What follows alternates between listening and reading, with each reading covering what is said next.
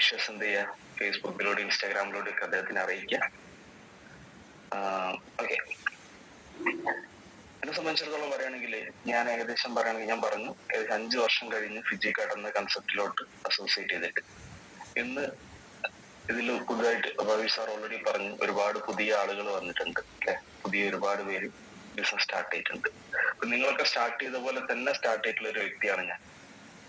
ഈ ഒരു കൺസെപ്റ്റിലോട്ട് വരുന്ന സമയത്ത് ഉണ്ടായിരുന്നത് ഒരു പ്രതീക്ഷ മാത്രമാണ്. നമുക്ക് എന്താ ബോബി ചെമ്മണ്ണൂർ സ്റ്റാർട്ട് ചെയ്തിട്ടുള്ള അദ്ദേഹം എന്താ പറയാ ചെയർമാൻ ആയിട്ടുള്ള ഒരു കൺസെപ്റ്റ് ആയതുകൊണ്ട് തന്നെ നമുക്ക് എവിടെയെങ്കിലൊക്കെ എത്താൻ പറ്റുന്നൊരു വിശ്വാസം ഉള്ളിലുണ്ടായിരുന്നു. കാരണം അദ്ദേഹം തുടങ്ങി വെച്ച പ്രസ്ഥാനങ്ങളെല്ലാം തന്നെ നമ്മൾ നോക്കുകയാണെങ്കിൽ എല്ലാം വിജയിച്ചിട്ടേ ഉള്ളൂ അല്ലെ, ഏതെടുത്ത് നോക്കുകയാണെങ്കിലും. ഇനിയിപ്പം ഇന്നത്തെ പ്രോഗ്രാമിൽ കയറുന്നതിന് മുന്നേ ജസ്റ്റ് ഒന്ന് ബോച്ചെ വിഷ് ചെയ്യാൻ വേണ്ടി അദ്ദേഹത്തിന്റെ ഇൻസ്റ്റാഗ്രാം പേജ് നോക്കിയ സമയത്ത് ഇപ്പൊ നമുക്കറിയാം ഓരോ പ്രോഗ്രാമുകൾക്കും ബോച്ചേട്ടി ലക്കി ഡ്രോ അടിക്കുന്ന സമയത്ത് ഒരാളുകൾ ഇന്നിപ്പം വിളിച്ചിട്ടുള്ള ഏറ്റവും ലേറ്റസ്റ്റ് ട്രെൻഡിങ് ആയിട്ടുള്ള ഒരു വ്യക്തിയാണ് റിയാസ് ഖാൻ. റിയാസ് ഖാൻ ആണ് ഇന്നിപ്പം ഇതിനു വേണ്ടിയിട്ട് സംസാരിക്കുന്നത്. ഞാൻ ആലോചിച്ചാൽ നമ്മളൊക്കെ തുടങ്ങിയ സമയത്ത് ഇതുപോലത്തെ ഒരു ഓപ്പർച്യൂണിറ്റി അല്ലെങ്കിൽ ഇതുപോലെ ഇത്രയും ജനങ്ങളിലേക്ക് എത്തുന്ന രീതിയിൽ ഇന്ന് കാണുന്ന പോലെയുള്ള ഒരു പോസിറ്റീവോ കാര്യങ്ങളോ 2018 ഇല്ലായിരുന്നു. അത് ബോബി ചെമ്മണ്ണൂർ എന്ന് പറയുന്ന സമയത്ത് ഒരു ജ്വല്ലറി ഉടമ എന്നതിന് അത്ര അല്ലെങ്കിൽ ആ രീതിയിലേക്ക് ആളുകൾക്ക് അറിയുള്ളൂ. ഇന്ന് ഭയങ്കര പോസിറ്റീവായിട്ട് മാറിയിരിക്കുകയാണ്. എന്നെ സംബന്ധിച്ചോളം പറയുകയാണെങ്കിൽ ഞാൻ ഈ കൺസെപ്റ്റ് കേൾക്കുന്നത് ഞാനും എൻ്റെ ഒരു സുഹൃത്തും കൂടി ഒരു സിനിമ കാണാൻ വേണ്ടി പോയ സമയത്ത് ഒരു തിയേറ്ററിൽ വെച്ചാണ് ഈ കൺസെപ്റ്റിനെ കുറിച്ച് കേൾക്കുന്നത്. അന്ന് എന്നോടൊപ്പം സിനിമ കാണാൻ വന്ന അല്ലെങ്കിൽ ഞങ്ങൾ ഒരുമിച്ച് സിനിമ കാണാൻ പോയിട്ടുള്ള മറ്റേ വ്യക്തിയുടെ പേര് റജിൽ ഭരത് എന്നാണ്. അന്ന് ഞങ്ങൾ സ്റ്റാർട്ട് ചെയ്യുന്ന സമയത്ത് ഒരിക്കലും കരുതിയിട്ടില്ല ഒരു 5 വർഷം കഴിയുമ്പോൾ അല്ലെങ്കിൽ ഈ കമ്പനിയുടെ ഇന്നിപ്പോ 5 വർഷം കഴിഞ്ഞ് ഇപ്പോഴും നോക്കുകയാണെങ്കിൽ അന്ന് പല ആളുകളുടെ അടുത്തും ഈ കൺസെപ്റ്റ് ഷെയർ ചെയ്ത സമയത്ത് പറഞ്ഞിട്ടുള്ളതാണ് വേദിയിലൊന്നും നിന്നിട്ട് പ്രത്യേകിച്ച് എന്തില്ല കാര്യമില്ല. ആദ്യമായിട്ട് പ്ലാൻ കൊടുത്ത വ്യക്തി എന്നോട് പറഞ്ഞത് എനിക്ക് ഇപ്പോഴും ഓർമ്മയുണ്ട്, ഒരു ലൈം സോഡ കുടിക്കാനുള്ള കാശ് പോലും കിട്ടില്ല എന്നാണ് എന്നോട് പറഞ്ഞ ഡയലോഗ്. എന്നുവെച്ചാൽ ഒരു 10 രൂപ പോലും കിട്ടാനുള്ള ചാൻസ് ഇല്ല എന്നാണ് പറഞ്ഞത്. മറ്റൊരു വ്യക്തി പറഞ്ഞത് ഒരു 3 മാസത്തിന് അപ്പുറത്തോട്ട് ഈ കൺസെപ്റ്റ് പോവില്ല എന്നാണ്. അന്ന് അങ്ങനെയൊക്കെ പറഞ്ഞ സമയത്ത് ഒരുപാട് നെഗറ്റീവുകൾ, മാർക്കറ്റിൽ ഒരു പോസിറ്റീവും പറയാനില്ല. ഇന്ന് കാണുന്ന പോലെ സൂം മീറ്റിംഗ് ഇല്ല, അതൊരു 1000 പേരെ വെച്ച് സംഘടിപ്പിക്കാനോ അല്ലെങ്കിൽ ഒരു 50 പേരോട് സംസാരിക്കാനോ അത് ഡയറക്ട്ലി പോയി കാണാനല്ലാതെ അങ്ങനത്തെ ഒരു ഓപ്ഷൻസ് ഒന്നുമില്ല. ഇതൊന്നും അല്ലെങ്കിൽ ഇന്ന് കാണുന്ന പോലുള്ള കമ്പനികളുടെ പ്രൊഡക്റ്റുകളോ അല്ലെങ്കിൽ ലക്കി ഡ്രോ അങ്ങനത്തെ കാര്യങ്ങളോ ഒന്നും തന്നെ പറയാൻ അന്നില്ലായിരുന്നു. അന്ന് നമുക്ക് വെൽനസ് പ്രൊഡക്റ്റുകൾ മാത്രമായിരുന്നു ഉണ്ടായിരുന്നത്. അപ്പൊ അന്ന് ആ ഉള്ള പ്രൊഡക്റ്റ് എടുത്ത് നമ്മൾ സ്റ്റാർട്ട് ചെയ്യുക. കാര്യം അവിടെ നമ്മൾ ഒരിക്കലും എന്താ പറയാ ഒരു പ്രൊഡക്റ്റിന് വേണ്ടിയിട്ടല്ല ഈ കൺസെപ്റ്റിൽ വന്നിട്ടുള്ളത് അല്ലെ. നമ്മുടെ ലൈഫിൽ നമുക്ക് എവിടെയെങ്കിലും എത്താൻ പറ്റണം, നമുക്ക് വിജയിക്കാൻ പറ്റണം. ഏതൊരു മേഖല നമ്മൾ എടുത്തു നോക്കുകയാണെങ്കിൽ ആ മേഖലയിൽ നമുക്ക് വിജയിക്കണം എന്നുണ്ടെങ്കിൽ നമുക്കതിന് ആദ്യം വേണ്ട കാര്യം ബിലീഫാണ് അല്ലെ, വിശ്വാസമാണ് വേണ്ടത്. ഏത് മേഖല എടുത്താലും ആ മേഖലയിൽ ഒരു വിശ്വാസം ഉണ്ടെങ്കിൽ നമുക്ക് ആ മേഖലയിൽ വിജയിക്കാൻ പറ്റുള്ളൂ. ഇപ്പൊ കല്യാണം കഴിഞ്ഞാൽ പോലും നമുക്ക് ദാമ്പത്യം നല്ല രീതിയിൽ മുന്നോട്ട് കൊണ്ടുപോകണമെങ്കിൽ നമുക്ക് ഭാര്യയിൽ ഒരു വിശ്വാസം വേണം, ഭാര്യയ്ക്ക് ഭർത്താവിലൊരു വിശ്വാസം വേണം അല്ലെ. ഈ വിശ്വാസം 100% ആണെങ്കിൽ മാത്രമേ അവിടെ വിജയിക്കത്തുള്ളൂ. എത്ര ശതമാനമാണ് എന്താ പറയാ ഭാര്യനെ വിശ്വസിക്കുന്നത് എന്ന് വെച്ച് കഴിഞ്ഞാൽ, അല്ലെങ്കിൽ ഭർത്താവിനെ വിശ്വസിക്കുന്ന വെച്ച് കഴിഞ്ഞാൽ 99% വിശ്വസിക്കുന്നു പറഞ്ഞ അർത്ഥം എന്താ? 1% വിശ്വാസം അവിടെ ഇല്ല എന്ന് പറഞ്ഞു കഴിഞ്ഞാൽ തന്നെ അവിടെ പ്രശ്നമാണ്. അവിടെ വിശ്വാസം എന്ന് പറഞ്ഞു കഴിഞ്ഞാൽ 100% ഉണ്ടാവണം. ആ ഒരു 100% വിശ്വാസം നമ്മളിലേക്ക് വരണം എന്നുണ്ടെങ്കിൽ നമ്മൾ എന്ത് ചെയ്യണം?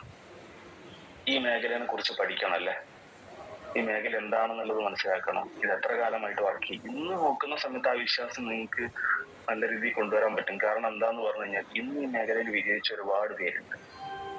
ഞാൻ ആലോചിച്ചൊരു കാര്യം പറയാം.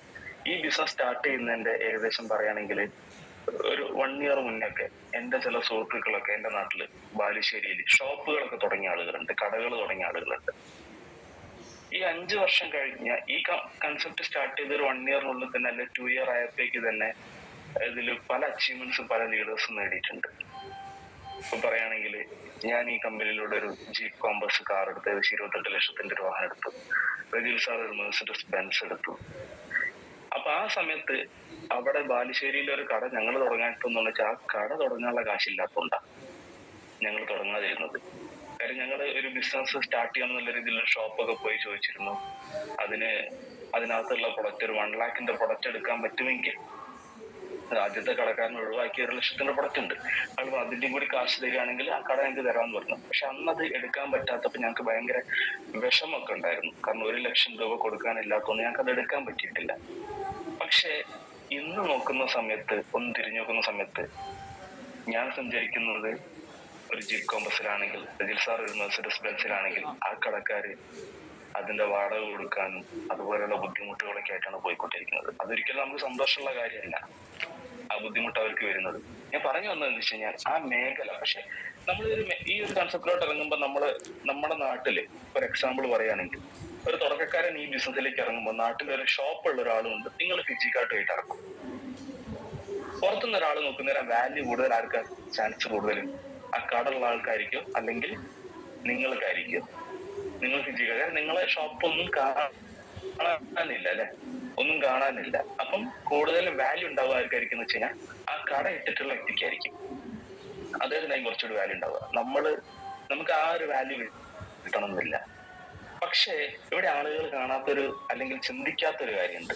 ബാലുശ്ശേരിയിൽ ഞാനൊരു ഷോപ്പ് തുടങ്ങിയിട്ടുണ്ടെങ്കിൽ എനിക്ക് ലഭിക്കാൻ പോകുന്ന കച്ചവടം എന്ന് പറഞ്ഞാൽ ആ ബാലുശ്ശേരി എന്ന ഏരിയയിൽ മാത്രമേ ഉണ്ടാവുള്ളൂ.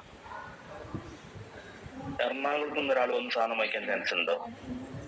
മേ ബി ബാലുശ്ശേരി എന്തോ ഒരു ആവശ്യത്തിന് അദ്ദേഹം വന്നിട്ടുണ്ടെങ്കിൽ ചിലപ്പോൾ വാങ്ങിക്കാം. അതല്ലാതെ ഒരു സ്ഥിരമായിട്ട് അവിടെ നിന്ന് കച്ചവടം വരാനുള്ള സാധ്യതയല്ല. അല്ലെങ്കിൽ കാസർഗോഡ് നിന്ന് ഒരാൾ വന്ന് വാങ്ങിക്കാൻ സാധ്യതയല്ല. പക്ഷെ നമുക്ക് കിട്ടിയിരിക്കുന്ന അവസരം എങ്ങനെയാണ്? കേരളത്തിലെ ഏത് ജില്ലകളിലും നമുക്ക് കച്ചവടം ചെയ്യാം അല്ലെ? എന്തെങ്കിലും ലൈസൻസ് ആവശ്യമുണ്ടോ? ഏത് ജില്ലകളിലും നമുക്ക് കച്ചവടം ചെയ്യാം.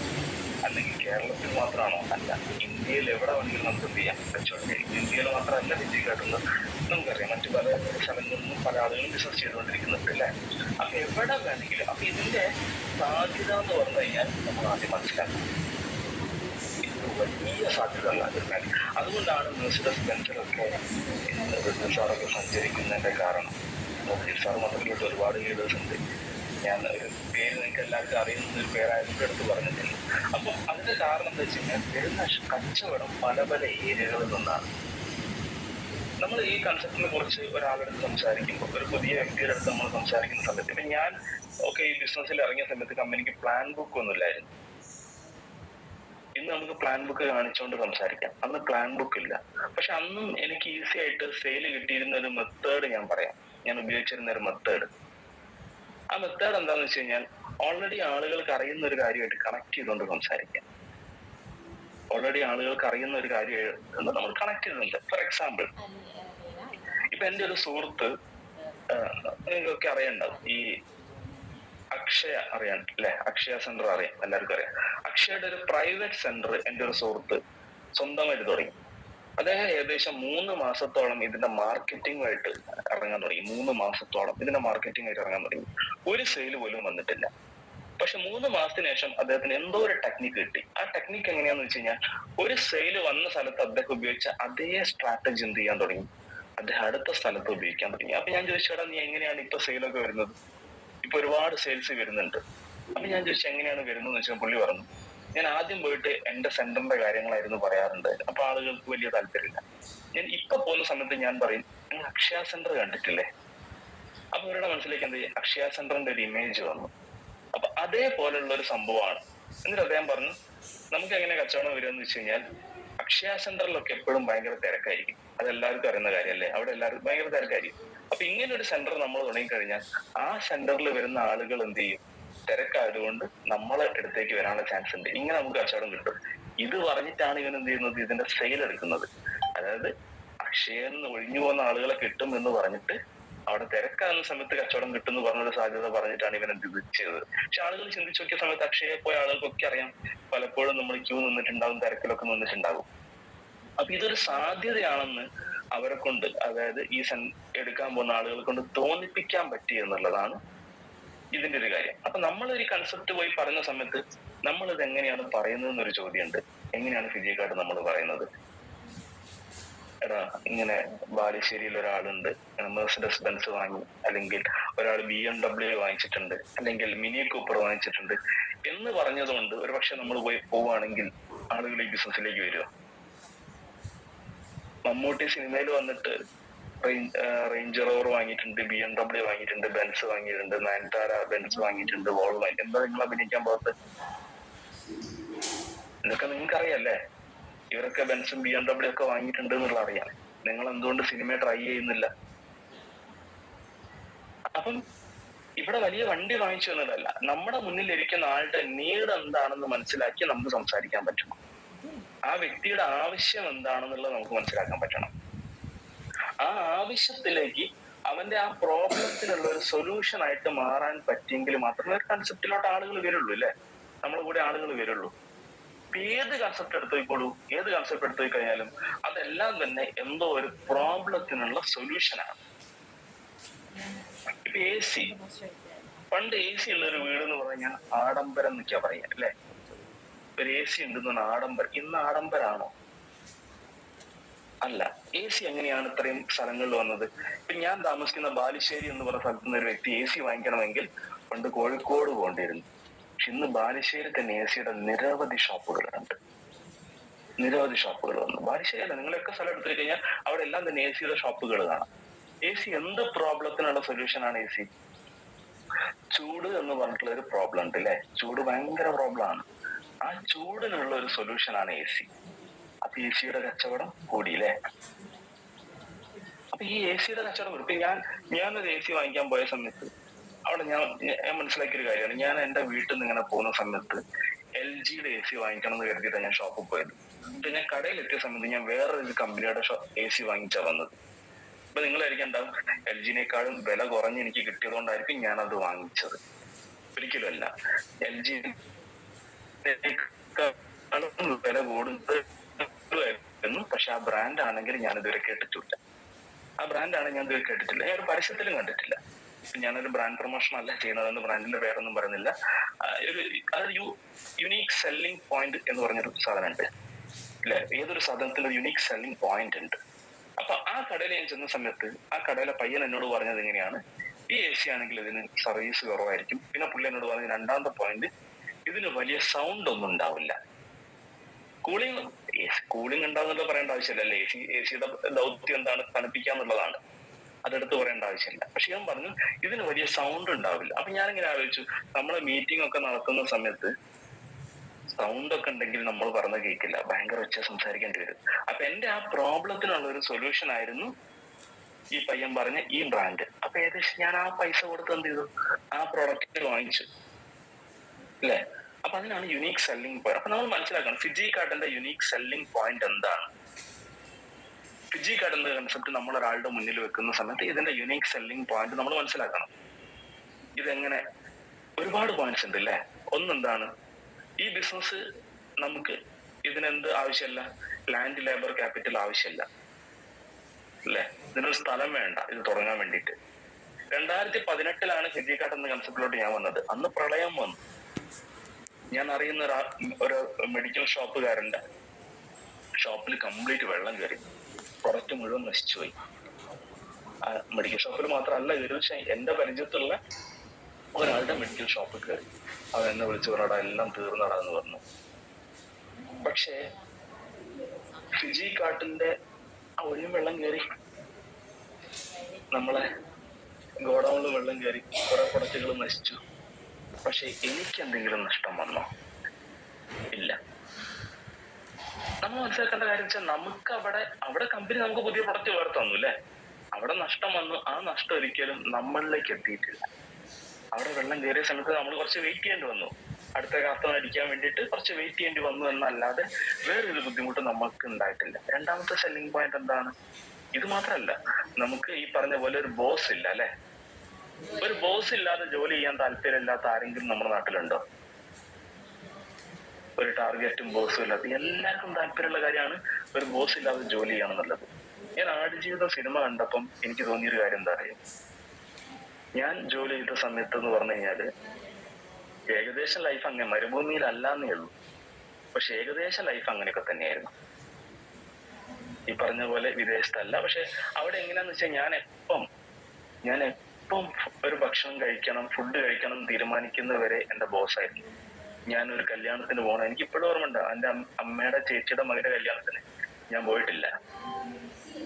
കാരണം നമ്മൾ എന്താ പറയാ, അന്ന് ലീവില്ല. നമുക്ക് അങ്ങനെ ഒരു ഫംഗ്ഷന് പോകണമെങ്കിൽ ഇദ്ദേഹത്തിനോട് ചോദിക്കണം, അദ്ദേഹം ലീവ് തരണം. എനിക്കുണ്ടായിരുന്ന ഏറ്റവും വലിയൊരു പ്രശ്നം എന്താ വെച്ച് കഴിഞ്ഞാൽ കുറച്ച് സത്യസന്ധത കുറച്ച് കൂടുതലായിരുന്നു. ഈ സത്യസന്ധത എവിടുന്നാ വന്നതെന്നോട് പറഞ്ഞാൽ അപ്പോഴേ എനിക്ക് അതിന്റെ മനസ്സിലാവുള്ളൂ. പണ്ട് 8ാം ക്ലാസ് പഠിക്കുന്ന സമയത്ത് പ്രോഗ്രസ് കാർഡിൽ ഒപ്പിട്ട് വരാൻ പറഞ്ഞു മാഷ്. അപ്പം എന്താ പറയാ, മാർക്ക് കുറച്ച് കുറവായതുകൊണ്ട് നേരത്തെ ഭവീഷ് സാറ് വിളിച്ചപ്പോ പറഞ്ഞു ഞാൻ അധ്യാപക ഫാമിലിയിൽ നിന്നാണെന്ന്. എന്റെ അച്ഛൻ മാഷാണ് ആയിരുന്നു, പിന്നീട് KCB കയറിയാണ്. അച്ഛൻ്റെ അനിയൻ മാഷാണ്, ജ്യേഷ്ഠൻ മാഷാണ്, കുടുംബം കംപ്ലീറ്റ് നോക്കുകയാണെങ്കിൽ മാഷന്മാരാണ്. ഇപ്പം ഏറ്റവും വലിയ ഗതികേട് എന്താ അറിയോ, +2 പഠിക്കുമ്പോൾ എനിക്ക് കെമിസ്ട്രി എക്സാമിന് നോക്കാൻ വന്ന മിസ് എന്റെ ചേച്ചിയാണ്. കോപ്പി അടിക്കുന്നുണ്ടോ നോക്കാൻ വേണ്ടിയിട്ട്. അവിടെ അതുപോലെ തന്നെ പഠിപ്പിച്ച സാറ്, ഫിസിക്സ് പഠിപ്പിച്ച സാറ് എന്റെ പാപ്പനാണ്. അപ്പൊ നിങ്ങൾ ആലോചിച്ചൊക്കെ എന്തോരം ബുദ്ധിമുട്ടിയിട്ടുണ്ടാവും. അധ്യാപക ഫാമിലി എന്ന് പറയുന്ന സമയത്ത് പഠിക്കാൻ ഭയങ്കര മിടുക്കണമെന്നല്ല, കുടുംബത്തിൽ ഏറ്റവും പഠിക്കാത്ത അല്ലെ ഏറ്റവും മാർക്ക് കുറഞ്ഞിട്ടുള്ള വ്യക്തിയാണ്. പക്ഷെ ബാക്കി എല്ലാവർക്കും A+ കിട്ടിയിട്ടുണ്ട്. എനിക്ക് മനസ്സിലാവുന്നില്ല എന്നെ പഠിപ്പിച്ച് എന്റെ മാർക്ക് നോക്കിയാലും എനിക്ക് തരാത്തത്. കാരണം ഈ സാധനം നമുക്ക് കിട്ടിയിട്ടില്ല, പക്ഷെ ബാക്കി എല്ലാവർക്കും നോക്കണേ വീട്ടിൽ സ്വന്തം ജ്യേഷ്ഠന് കിട്ടിയിട്ടുണ്ട്. അപ്പൊ എനിക്കിങ്ങനെ തോന്നിയിട്ടുണ്ട്, ഏട്ടനൊക്കെ ഈ പറഞ്ഞ പോലെ എന്താ പറയാ 10ാം ക്ലാസ്സില് സ്വർണ്ണം നാണയം സമ്മാനം കിട്ടിയ സമയത്ത് ഞാൻ 10ാം ക്ലാസ് എത്തിയപ്പോ എനിക്കൊരു ഡൗട്ട് തോന്നി, എന്നെ ഹോസ്പിറ്റലിൽ നിന്ന് മാറിപ്പോയതാണോ, ബെഡിന്ന് നേഴ്സ് എടുത്ത് കൊടുത്തപ്പോ ഇനി വേറെ ഏതോ ബെഡിന്ന് എടുത്ത് കൊടുത്തതാണോ എന്നൊരു ഡൗട്ട്. കാരണം നമ്മളെ മാർക്കൊക്കെ ആ രീതിയിലുണ്ടായിരുന്നത്. അപ്പൊ ഞാൻ പറഞ്ഞു തരുന്ന കാര്യം വെച്ച് കഴിഞ്ഞാൽ നമ്മള് ഈ പറഞ്ഞ പോലെ ഒരു മിനിറ്റ്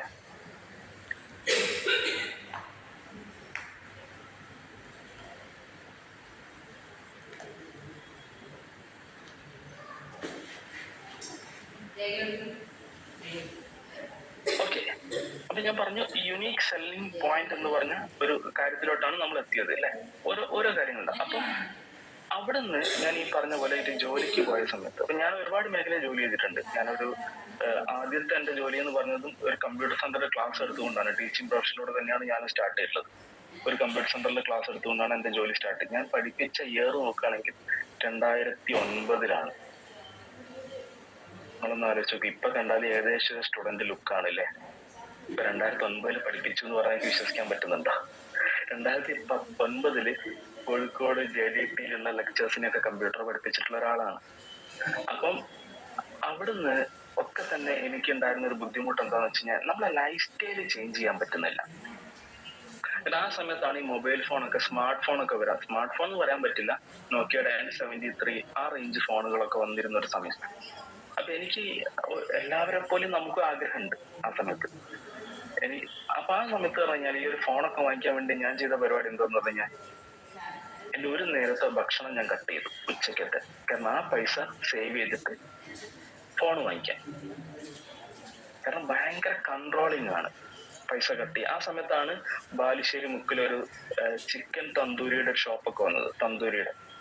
അപ്പം ആ 2009 ഇതിങ്ങനെ വന്നു തുടങ്ങുന്നില്ല. ഇപ്പൊ അൽഫാം തന്തൂരി എന്നൊക്കെ പറഞ്ഞ എല്ലാ സ്ഥലത്തും എനിക്കിപ്പോഴും ഓർമ്മയുണ്ട്. എന്റെ ഫ്രണ്ട്സൊക്കെ അവിടെ പോയിട്ട് തന്തൂരി ഇറങ്ങിയ സമയത്ത് ഇത് ആദ്യമായിട്ട് വാങ്ങിക്കുമ്പോൾ ഇവരെല്ലാവരും വാങ്ങിച്ചപ്പോ ഞാൻ പറയാം എനിക്ക് വേണ്ടാറ്. കാരണം കയ്യിൽ കാശുണ്ട്, പക്ഷെ നമുക്കിതൊരു ഫോൺ എന്ന് പറഞ്ഞ ലക്ഷ്യമുണ്ട്, ഫോൺ വാങ്ങിക്കണം. നമ്മൾ കൂടെ പഠിച്ചവന്മാർക്കൊക്കെ ഫോൺ എവിടെ നിന്ന് കിട്ടും? ഗൾഫിൽ നിന്ന് അവന്റെ എന്താ പറയുക വാപ്പയോ അല്ലെങ്കിൽ കാക്കയൊക്കെ ഗൾഫിലുണ്ട്, അവിടെ നിന്ന് കിട്ടും. പക്ഷെ നമുക്ക് നമ്മൾ തന്നെ വാങ്ങിക്കണം. കാരണം ഒരു ജോലി കിട്ടിക്കഴിഞ്ഞാൽ കുഴപ്പമെന്താ, ജോലി കിട്ടുന്നവരെ നമുക്ക് വീട്ടിൽ നിന്ന് ഒരു പർച്ചേസിന് പോവുകയാണെങ്കിൽ നമുക്ക് കാശ് തരും, ലിസ്റ്റും തരും അല്ലേ. സാധനം വാങ്ങിക്കാനുള്ള ലിസ്റ്റും തരും, കാശും തരും. ബാക്കി എന്തെങ്കിലും ഉണ്ടെങ്കിൽ നമുക്ക് എടുക്കാം. ജോലി കിട്ടിക്കഴിഞ്ഞാലോ കാശ് ഉണ്ടാവില്ല, പിന്നെ ലിസ്റ്റ് മാത്രമേ ഉണ്ടാവുള്ളൂ അല്ലേ. പിന്നെ നമ്മൾ ആ ലിസ്റ്റുമായിട്ട് പോകണം, കാശ് നമ്മൾ എടുക്കണമല്ലോ. അപ്പൊ ജോലി കിട്ടിയതുകൊണ്ട് തന്നെ ഒരു ഫോണൊക്കെ വാങ്ങിക്കാൻ വേണ്ടി 6 മാസക്കാലൊക്കെ പട്ടിണി കിടന്നിട്ടുണ്ട്. അതെനിക്ക് ഇപ്പോഴും ഓർമ്മയുണ്ട്, ആ ദിവസം മറക്കാൻ പറ്റില്ല. കാരണം എന്താണെന്ന് വെച്ച് കഴിഞ്ഞാൽ ഈ തന്തൂരിയുടെ ഷോപ്പിൽ പോയി അത് കഴിക്കാതെ എന്താ പറയാ ബൈക്കർ എന്റെ ബൈക്കല്ല, ഏട്ടന്റെ ബൈക്കാണ്. അതിൽ പെട്രോൾ അടിക്കാൻ വേണ്ടി പെട്രോൾ പമ്പിൽ പോയി. അന്ന് 20 രൂപയൊക്കെ പെട്രോൾ അടിക്കാൻ പറ്റും. 20 രൂപയ്ക്ക് ഒരു പെട്രോളും അടിച്ച് ഞാൻ വീട്ടിലോട്ട് പോയ സമയത്ത് ഏകദേശം കുറെ കാലം കൊണ്ട് സേവ് ചെയ്ത് ഫോൺ വാങ്ങിക്കാനുള്ള കാശ് മുഴുവൻ പേഴ്സിലുണ്ടായിരുന്നു. അന്ന് ബാങ്ക് അക്കൗണ്ട് ഉള്ള സമയമല്ല, കളഞ്ഞുപോയി. ഒരു 6-7 മാസത്തെ കളഞ്ഞു പോകുക പറഞ്ഞു കഴിഞ്ഞാൽ ശരിക്കും പറഞ്ഞാൽ ആത്മഹത്യ ചെയ്യേണ്ട ഒരു അവസ്ഥയാണ് ആ സമയം എന്ന് പറഞ്ഞു കഴിഞ്ഞാൽ. ആ സമയത്ത് പണത്തിന് അത്രയ്ക്കും ഇല്ലേ, അത് പട്ടിണി കിടന്നുണ്ടാക്കി പിന്നെയും വീണ്ടും ആ സ്വപ്നത്തിന് വേണ്ടി ഓടുകയാണ്. ആ സമയത്താണ് മാരുതിയുടെ സ്വിഫ്റ്റ് ഡിസയർ എന്ന് പറഞ്ഞ കാറൊക്കെ ഇറങ്ങുന്നത്. ഞാൻ ആലോചിച്ചിട്ടുണ്ട്, ഒരു ഫോൺ വാങ്ങിക്കാൻ വേണ്ടി ഞാൻ ഏകദേശം 6 മാസം പട്ടിണി കിടന്നിട്ടാണ് വാങ്ങിക്കുന്നത്. അങ്ങനെയാണ് ഒരു കാർ വാങ്ങിക്കണമെങ്കിൽ എത്ര കാലം പട്ടിണി കിടക്കണം? അപ്പോഴാണ് ഇതിനെ കുറിച്ചൊക്കെ ഒരുപാട് നമ്മൾ ചിന്തിച്ചു നോക്കുന്നത്. ഇതല്ലാതെ ഈ മേഖലയിൽ നിന്നാൽ പണിയാണെന്നുള്ള എനിക്ക് മനസ്സിലായി. കാരണം ഒരു മനുഷ്യൻ എത്ര ദിവസമാണ് ജീവിക്കുന്നത് എന്നുള്ളത് അറിയെങ്കിൽ ഒന്ന് കമന്റ് ചെയ്യാം.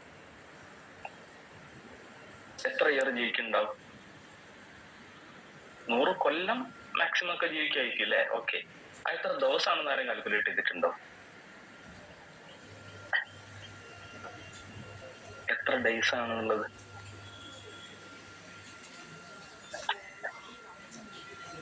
ആർക്കും അറിയില്ല. ആർക്കെങ്കിലും അറിയാവുന്ന ആരെങ്കിലും ഉണ്ടെങ്കിൽ ഒന്ന് കമന്റ് ചെയ്തിടുക, ടൈപ്പ് ചെയ്തിടുക. നമുക്ക് 1 മിനിറ്റ് നേരം നോക്കാം. 7:20, 7:21 വരെ വല്ല കമന്റും വരുമെന്ന് ശ്രദ്ധിച്ചു നോക്കാം. എത്ര ദിവസമാണ് ഒരു മനുഷ്യൻ ഒരു പുരുഷായുസിൽ ജീവിക്കുന്നത്? കാരണം നമുക്ക് ഇത് അറിഞ്ഞിട്ട് വേണം ഈ ബിസിനസ് സീരിയസ് ആവണോ വേണ്ടോ എന്ന് തീരുമാനിക്കാൻ, അല്ലേ? ഞാനൊക്കെ എന്തുകൊണ്ട് സീരിയസ് ആയി എന്ന് അറിയണമെങ്കിൽ ഇതൊക്കെ ഒന്ന് കാൽക്കുലേറ്റ്. A+B² എന്താന്ന് വെച്ച് കഴിഞ്ഞാൽ കമന്റിൽ ഇതേപ്പോ പറന്നു വരും. പക്ഷെ എത്ര ദിവസം ജീവിക്കുന്നു വെച്ചപ്പോ ആർക്കും അറിയില്ല, അല്ലേ? പൈന്റെ വില കാണാൻ ഒക്കെ അറിയാം. ഒരാളുടെ ആൻസർ വന്നിട്ടുണ്ട്. എല്ലാവരും നല്ലൊരു കൈയ്യടി കൊടുക്കുക. കാരണം തെറ്റാണെങ്കിലും ആൻസർ അദ്ദേഹം പറയാൻ ശ്രമിച്ചല്ലോ, അത് നമുക്കൊന്ന് പ്രോത്സാഹിപ്പിക്കാം. തെറ്റിക്കോട്ടെ, കുഴപ്പമില്ല. 3 ലക്ഷം എന്നാണ് ഒരാൾ പറഞ്ഞത്.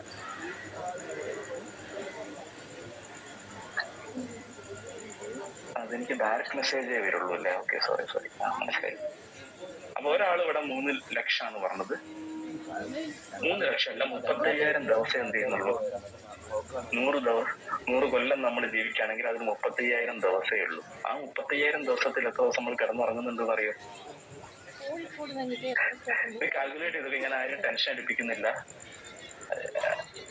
25,000 ചില്ലാണെന്നൊക്കെ ഒരു ഗിരീഷ് സാർ പറഞ്ഞിട്ടുണ്ട്. 77 ദിവസം ഒരാൾ പറഞ്ഞിട്ടുണ്ട്. എത്ര വയസ്സാണതോ? 17,500. ഓരോരുത്തർ, ചില ആളുകൾക്ക് ഓരോരുത്തരുടെ കൗണ്ടുകൾ ഇങ്ങനെ ഇട്ടുകൊണ്ടിരിക്കും. ഏകദേശം 35,000 ദിവസം മാത്രമേ നമ്മൾ ജീവിക്കുന്നുള്ളൂ എന്നാണ് പറഞ്ഞത്. 35,000 ദിവസം ഒന്ന് ആലോചിച്ച് നോക്കി. ഈ ദിവസത്തിന്റെ ഇടയ്ക്ക്, ആ 35,000 ദിവസത്തിൽ ഇനി എത്ര ദിവസം ബാക്കിയുണ്ട്? ഇതിന്റെ ഇടയ്ക്ക് എന്തൊക്കെ സ്വപ്നങ്ങൾ നമുക്ക് നേടാനുണ്ട്, അല്ലേ? മക്കളെ കല്യാണം കഴിപ്പിക്കണം, ഇനി ചിലർക്ക് കല്യാണം കഴിക്കണം, കുട്ടികളുണ്ടാവണം, അവരെ പഠിപ്പിക്കണം, ഒരുപാട് കാര്യങ്ങൾ ചെയ്യാനുണ്ട്. ഇതൊന്നും വേണ്ട. 1 കോടി രൂപ നമുക്ക് കിട്ടണമെന്നുണ്ടെങ്കിൽ എത്ര കാലം പണിയെടുക്കും? അതായത് നിലവിലെ കണ്ടീഷനിൽ നമ്മൾ ഒരു മാസം ജോലിക്ക് പോകുന്നു. എനിക്കൊന്ന് ജസ്റ്റ് ഒന്ന് കമന്റ് ചെയ്യാം. അതായത് നിലവിൽ നിങ്ങൾ ഒരു മാസം ജോലിക്ക് പോയിട്ട് എത്ര രൂപ നിങ്ങൾക്ക് സേവ് ചെയ്യാൻ പറ്റുന്നുണ്ട്? ഒന്ന് കമന്റ് ചെയ്യാം. എത്ര രൂപ സേവ് ചെയ്യാൻ പറ്റുന്നുണ്ട് നിലവിൽ?